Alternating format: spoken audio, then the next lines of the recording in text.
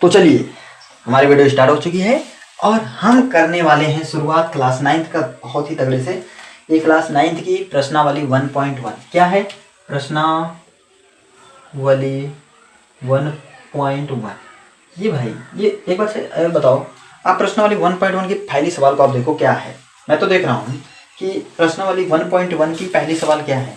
अब देखिए थोड़ा ध्यान दीजिए। क्या शून्य एक परिमेय संख्या है?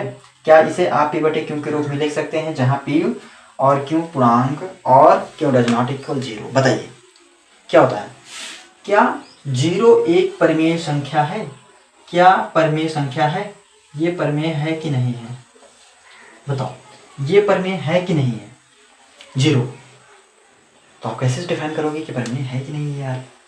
लेकिन एक बात ये भी कह रहा है कि q डज नॉट इक्वल 0, क्यों जो है 0 के बराबर नहीं है। और परिमेय संख्या होने के लिए क्या कंडीशन होनी चाहिए हमारे पास? अच्छा परिमेय संख्या होने के लिए कंडीशन हमारे पास होना चाहिए p बटा q। परिमेय हम उसे ही कह सकते हैं जैसे p बटा q के फॉर्म में क्या कर सकते हैं, लिख सकते हैं।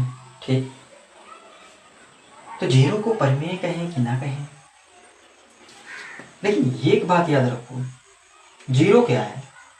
एक संख्या है। ये तो एक संख्या, अब इसे हम क्यों माने कि p माने, बड़ी समस्या आ रही है। देखो जब जिसका कोई नहीं होता उसका कौन होता है? कहते हैं ना कि जिसका कोई नहीं है उसका भगवान है। तो इसका एक है, राइट, इसका एक है। ठीक, अब ये हुआ कि नहीं? ये अंश और हर में हुआ कि नहीं? बताओ अंश और हर में हुआ कि नहीं? हाँ हो गया अंश हर में। अब इसे मैं p बटे q के रूप में बोल सकता हूँ ना? हाँ, लेकिन हमारे पास कंडीशन क्या बोला है कि q डज नॉट इक्वल 0। तो कहाँ क्यों 0 बराबर है? हाँ ये कंडीशन तो सही है भाई, क्यों 0 बराबर नहीं है, लेकिन p तो है 0 के बराबर।